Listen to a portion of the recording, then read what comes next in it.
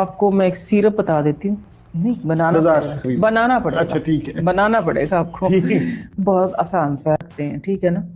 100 ग्राम आपने देसी गुड़ लेना है, ठीक है। उसके अंदर 50 ml पानी, गुड़ को कूट के डालें, वो जैसा शीरा बन जाता है, ठीक है। जब वो शीरा एक बॉयल उसमें आ जाए ना, तो उसके अंदर आपने 10-10 ग्राम सारी चीजें डालनी जो मैं बताऊंगी। सूंड पाउडर, ठीक है, खुश्क अदरक का जो पाउडर होता है, ठीक है।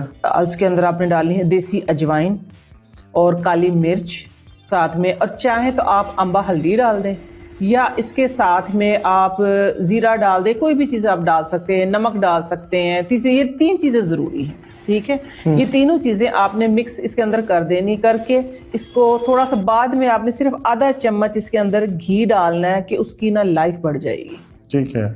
ये एक सिरप सा बन जाएगा। आपने इसको ना बिल्कुल खुश्क नहीं करना, उसकी गोलियां नहीं बनानी। सुबह दोपहर